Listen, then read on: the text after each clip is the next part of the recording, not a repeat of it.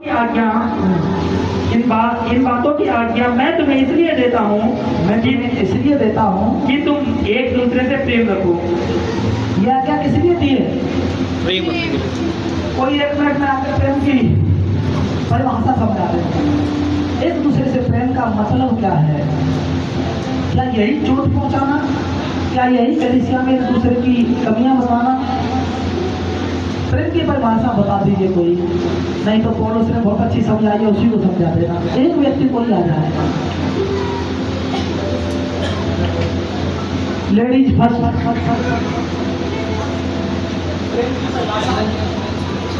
प्रेम क्या होता है?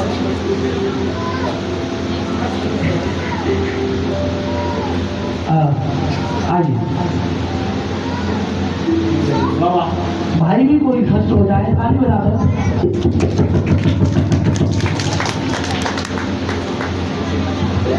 जैमसी की सबको भैया से अच्छा तो कोई नहीं समझा सकता, मगर लेडीज का नाम लिया था तो मैं खड़ी हो गई, क्योंकि यहाँ पर कोई पास्टर भी नहीं है, मैं भी नहीं हूँ लेडीज में तो। मगर अगर हम प्रेम की भाषा जानना चाहें, परमेश्वर के बाद इंसान में माँ होती है। माँ जो होती है, या पेरेंट्स कह सकते हैं, पिता भी होते हैं, वो कभी भी अपने बच्चों के लिए बुरा नहीं चाहते, और जो कुछ वो बोलते हैं वो उनकी अच्छाई के लिए ही बोलते हैं। जो कुछ भी हो, अगर वो बोलेंगे ना बेटा ये काम मत कर, तो उसके पीछे कारण होता है। बच्चे कभी कभी नहीं समझ पाते, और वो अपना क्योंकि एजुकेटेड हो जाते हैं, हमारे कंधों से ऊपर निकल जाते हैं, तो सोचते हैं कि माँ बाप से ज़्यादा हम जानने लगे हैं, मगर ऐसा नहीं होता। एक कहावत है ना कि बाप तो बाप ही होता है।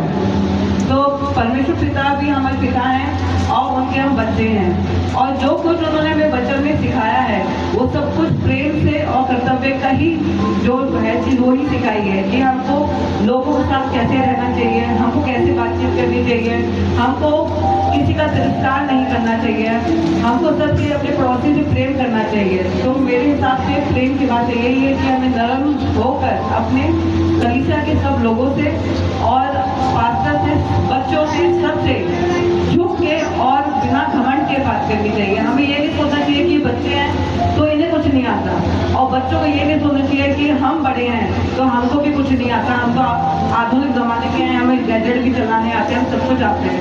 कभी कभी क्या होता है, बच्चे भी बड़ों को बहुत कुछ सिखा जाते हैं। जैसे मीडिया के बारे में हम लोग इतना नहीं जानते होंगे, बच्चे जानते हैं।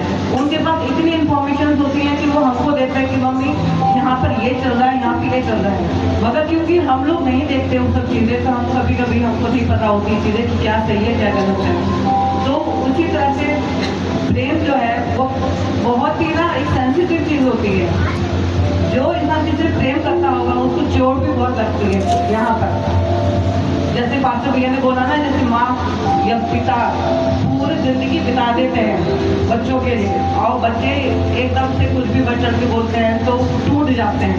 तो हमको अपने पास्टर को, अपनी कलीसिया को कोशिश करनी चाहिए कि कोई भी हम किसी को चोट ना पहुंचाएं। जय मसीह की। प्रेम के लिए भाई कोई बताएंगे, एक मिनट बस, उसके बाद मैंने मैसेज निकाल रखा है। हालेलुया। तो प्रेम, मैं आपको बताना चाहता हूँ प्रेम बोलते हैं असल में। ये जो अभी 17 आयत हमने पढ़ी, जो भी दिख रही है, मैं पढ़ूंगा, आप केवल सुनिए। सब कुछ छोड़ देना, कोई क्या कर रहा है इधर उधर मत देखना, केवल 17 वचन पर देखना। और मैं पढ़ रहा हूँ, इन बातों की आज्ञा मैं तुम्हें इसलिए देता हूँ। प्रभु आपको ये आज्ञा दे रहे हैं, इसलिए दे रहे हैं कि तुम क्या करो, कि तुम एक दूसरे से प्रेम करो। मगर आज हम प्रेम करें क्या? अभी जैसे गुरुजी ने बताया कि वो ऐसे बोल रहे कि आप बदल गए हो, इग्नोर आप मुझे कर रहे हो। आपको मालूम है वो अपने घर से ज्यादा समय हमें यहाँ देते हैं। अगर हमें उनका प्रेम अगर जानना है, सच में समझना है, तो अपने घर को छोड़कर कहाँ ना होगा, परमेश्वर के भवन में, तब आप और मैं जान पाएंगे। क्योंकि प्रेम कभी भी किसी से जलन नहीं करता, किसी भी तरह का भेदभाव नहीं करता, किसी भी तरह की कुड़कुड़ाहट नहीं रखता, और कभी भी किसी के प्रति गलत नहीं बोलता। हालेलुया।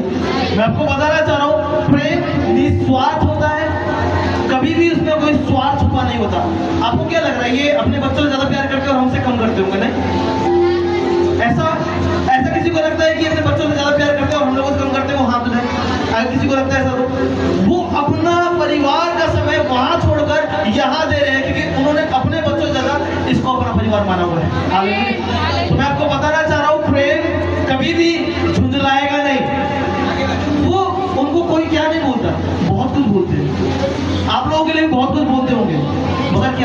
आप बदले में उसको उड़ा रहे हैं क्या?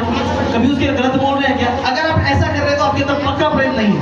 ये सबूत है इस बात का, क्योंकि प्रेम कभी जलन नहीं करता, ना नफरत करता, ना डहा करता है, कुछ भी नहीं करेगा, वो केवल माफ करता है, वो हमेशा माफ करते हैं। प्रेम की डेफिनेशन अगर हमारे बीच में या एग्जाम्पल प्रभु यीशु मसीह के बाद पौलुस जी और उसके बाद जो हमने देखा है, जो जीवित देखा है, वो परमेश्वर के साथ। मैं इनको कोई कुछ लोग कहेंगे कि मैं इनकी बड़ाई करता, मैं बड़ाई नहीं कर रहा। कई बार मैं खुद बोल देता हूँ, मगर पता क्या बोलते हैं? मैं तुम्हारे लिए प्रार्थना करूँ। मैं आपको अपनी भी बता रहा हूँ, मैं औरों की बात नहीं कर रहा, मैं आपको अपना बता रहा हूँ। लेकिन मैं एक बात बताना चाहता हूँ, कोई चाहे कुछ भी करे, कोई चाहे कुछ भी करे, मगर आपको मालूम होना चाहिए कि आप एक ऐसे परमेश्वर की सेवा कर रहे हो जो कभी आपको छोड़ता नहीं, कभी आपको त्यागता नहीं। आपको मालूम है ना, हम उस जगह पे थे जहाँ पर कोई जाना नहीं चाहता था, हम उन पापों में फंसे हुए थे जहाँ हमारे अपने लोग हमें छोड़ रहे थे। वहाँ पे परमेश्वर ने अपने हाथ को बढ़ाया, और मैं भी एक ऐसी जगह पे था। 2022 की वो रात मुझे आज भी याद है। कोई भी कभी किसी के पाँव नहीं छूता।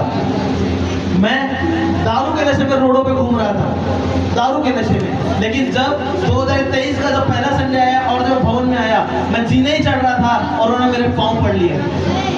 तो ये प्रेम है। अगर ये चाहते तो बोल सकते थे आज के बाद मेरे भवन में मत आना, मेरी गली से मत आना, मगर उन्होंने क्या कहा? आप ऐसे नहीं हो, परमेश्वर आपसे प्यार करता है और मैं आपके लिए प्रार्थना करूंगा। सच्चे लोग यही करते हैं, और मेरे हिसाब से प्रेम की डेफिनेशन परमेश्वर के बाद पौलुस जी ने दी, और उसके बाद परमेश्वर के दास को मैं देखता हूँ। और कोई मुझे लगता नहीं कि इससे कोई ज़्यादा प्रेम की डेफिनेशन होगी। बाकी प्रभु सबको आशीष दे, सबको जय मसीह।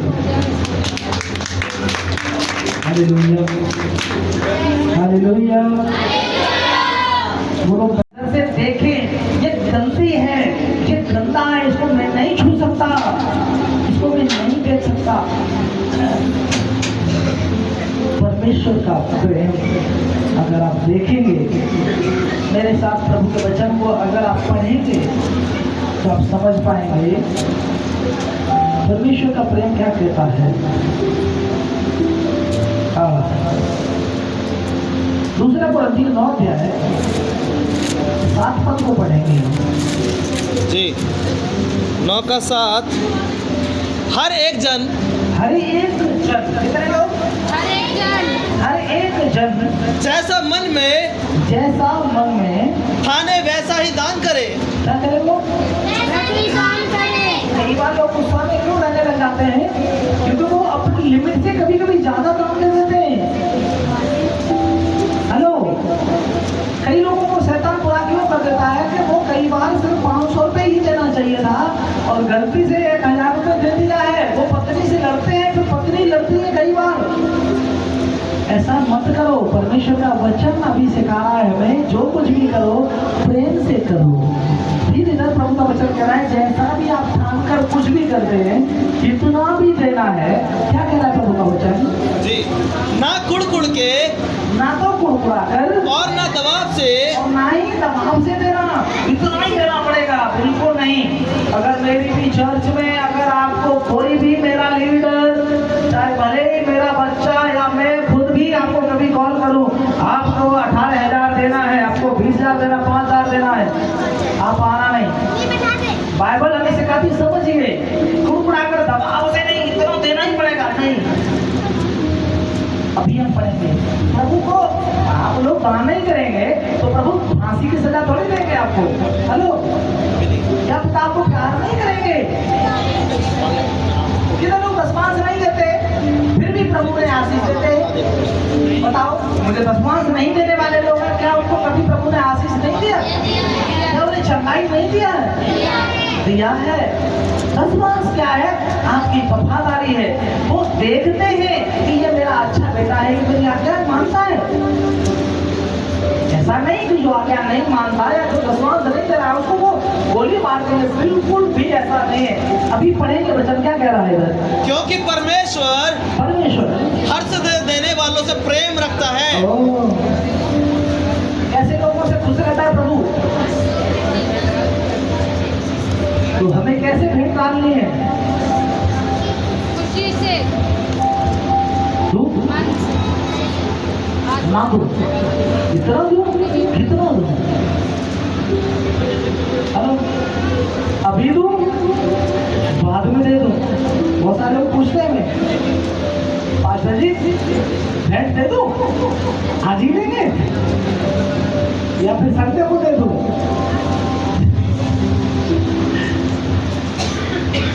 आप सब्जी की दुकान लगा रखी है परमेश्वर के लिए,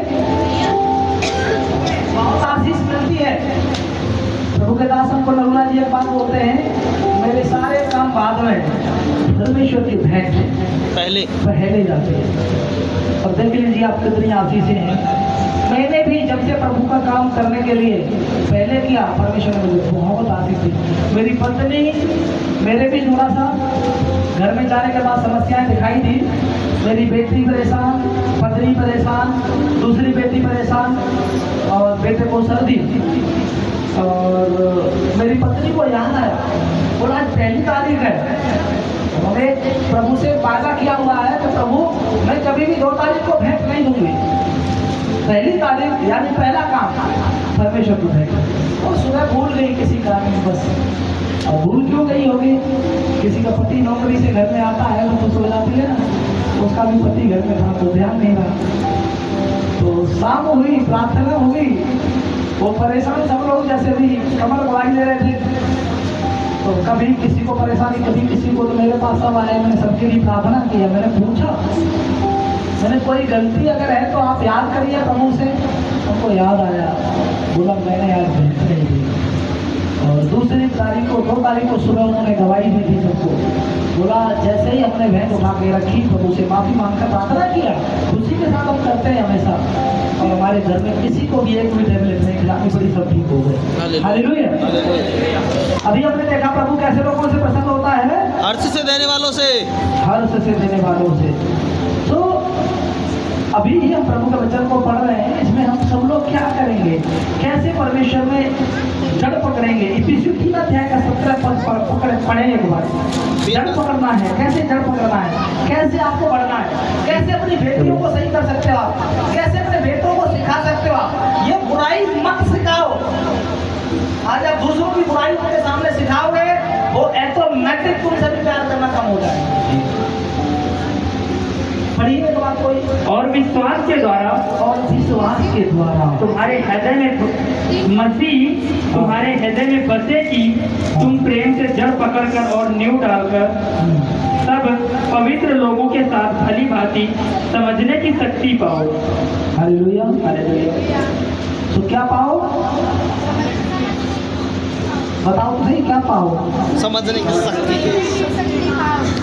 ज्यादा समझ आ रहा है उनको, क्या हुआ है? कुछ लोग सोचते हैं हमको बहुत समझ में आ रहा है, उनका क्या होगा?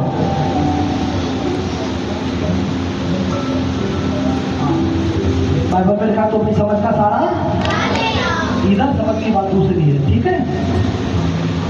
नीति वचन 15 अध्याय का 17 पद कोई पढ़े, और नीति वचन 27 का 10 पद कोई पढ़े।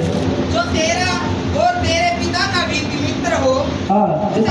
नीति वचन 15 का 17 नहीं, नीति वचन 15 का 17 में लिखा प्रेम वाले घर में साग पात का भोजन, प्रेम वाले घर में साग पात का भोजन। आप दूसरा सही निकाला, सही है, वो वाला भी वचन दोनों 27 का भी है। आगे जी, साग पात का भोजन बैर वाले घर में स्वादिष्ट मांस खाने से उत्तम है। मेरी बहन, मेरे भाइयों, जिसके घर में प्रेम है, जिस कलीसिया में प्रेम है, जिसके जीवन में प्रेम है, वो अनमोल भोजन रसमलाई रसगुल्लों से भी उत्तम है, कीमती है। और मैं बताना चाहता हूँ, अगर प्रेम नहीं है तो समझ लेना उस घर में रहना, उस घर का पकवान खाना बेकार है। जब आप लोग जब पंगत में बैठ जाते हो ना, सिंपल थाली में, एक ही में 2 2 3 3, कई लोग आपको देखेंगे, फोटो देख लेंगे, आपको ठीक से खाता है तो टेबल पे खाता है, ये तो जमीन पे खाते हैं, इसमें तो मिट्टी में गिर जाता है, हम तो जमीन से उठाकर भी खा लेते हैं, हम ही खा लेते हैं। कुछ लोगों को लगता है, कुछ लोगों को बहुत स्पेशल लगता होगा, मगर प्रेम से जब खाते हैं, आपको बता रहा हूँ, उसकी ताकत, उसका स्वाद जितना हो सकता है, 2 गुना 100 गुना, कितना बोलेंगे आप? 2 गुना का 100 गुना? 100 गुना सात बात का भोजन प्रेम से नहीं हुआ, भोजन में बहुत आशीष होती है। दूसरा एक और वचन जो मैंने बताया था, 27 का बस। 15 का 17 है तो हाँ हाँ, जो तेरा और तेरे पिता का हाँ भी मित्र हो हाँ, उसे न छोड़ना, जो तेरे पिता का मित्र हो उसे मत छोड़ना, और अपनी विपत्ति के दिन और अपनी विपत्ति के दिन अपने भाई के घर न जाना। भाई के घर मत जाना। प्रेम करने वाला पड़ोसी, ओ कौन? प्रेम करने वाला प्रेम करने पड़ोसी वाला पड़ोसी दूर रहने वाले भाई से कहीं उत्तम है। हालेलुया। प्रेम करने वाले लोग आपके भाई से, आपके रिश्तेदारों से भी उत्तम बताया परमेश्वर के वचन ने। बस इतना ही मैं आपको समझाना चाहता हूँ। वचन को समझिए पहली बात तो। यहाँ परमेश्वर का वचन बता रहा है, दूर रहने वाले रिश्तेदार होंगे आपके, और आपके पड़ोसी आपसे जो प्यार करते हैं वो अच्छे हैं बाइबल के अनुसार। कारण आपको भूख लगे, आपका रिश्तेदार खाना देने आएगा? आपको कभी बगल में खुशबू आ जाए और वो प्यार करने वाला व्यक्ति है, कैसे उदाहरण दूं आपको? सोचो, मेरी थाली में कोई अच्छी चीज रखी है बढ़िया वाली, और आप भूख में आए, बहुत भूख है, और मैं आपका पड़ोसी हूँ, आप क्या मन में लालच करके रह जाएंगे? बस यहाँ बैठ कर खा सकते हैं। काजल बता रही है, बैठ के खा सकते हैं। क्यों खा सकते हैं?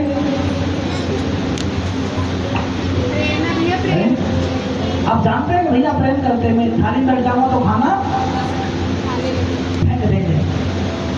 मैंने बताया था ना, मैं अपनी रिश्तेदारी में गया और मैंने खाने में गलती से एक पूरी उठा ली, और उस बंदे ने थाली उठाकर सीधे मारी दीवार। मुझे क्या पता था इसको क्या हो गया। मैं कांप रहा था, उसके घर वाले लोग नाराज हो गया, बोला उसे पाँव पकड़ लिए, बोले जीजा जी आप नए आए हमारे घर में, आप ऐसे मत कीजिए। उसने खाना नहीं खाया, सच बता रहा हूँ मैं। कहता है बताओ, बच्चे ने मेरी थाली में से खाना। अब बताइए मैं कितना काला हूँ? मैं छोटे बहुत ज्यादा सुंदर था, सच्ची बता रहा हूँ, बहुत सुंदर था। मेरी माँ बताती है, मैं तेरे टीके लगाती थी जगह जगह, पर फिर भी नजर लग जाती थी। मैं एक दिन मर गया था नजर से ही, इतना सुंदर था। मेरे घुमराने बातें, मेरा बचपन का फोटो है। वो बच्चे को ही, मैं बच्चा हूँ, मुझे ही पता इसने उठा कैसे लिया मेरी थाली में, अशुद्ध हो गया। मैंने पूछा तू भी याद आ रहा है? मैं भी याद हूँ, अशुद्ध कैसे हो गया? एक मानसिकता। प्रेम करने वाला दूर रहने वाले रिश्तेदारों से, पड़ोसियों से अच्छा होता है। हम हक से खाना खा सकते हैं, एक दूसरे के साथ उठा सकते हैं। आज परमेश्वर के प्रेम को सीखना चाहिए, हमें एक दूसरे की बातों को मान लेना चाहिए। प्रेम वाले घर में साफ पात का ही भोजन अच्छा है, बढ़िया स्वादिष्ट भोजन है। हालेलुया।